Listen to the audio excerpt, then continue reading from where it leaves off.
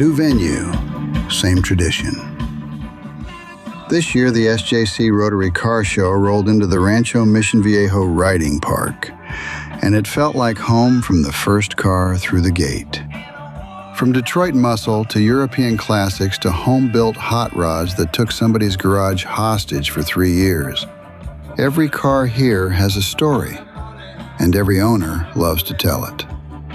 Plenty of room to spread out, easy in, easy out.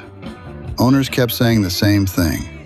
This is how a car show should feel. The best of the best.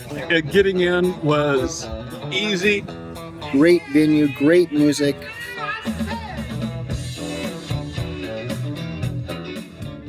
And parked right alongside the classics, a Marine Corps exhibition that gave the whole show an extra edge. Live rock and roll from the answer to classic rock. Great food. Vendors you actually want to browse. Behind the scenes, a crew of Rotary members who've been planning this for months.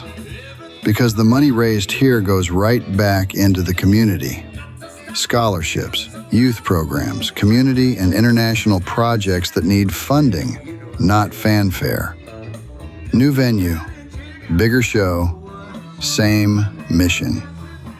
If you were there, you already know.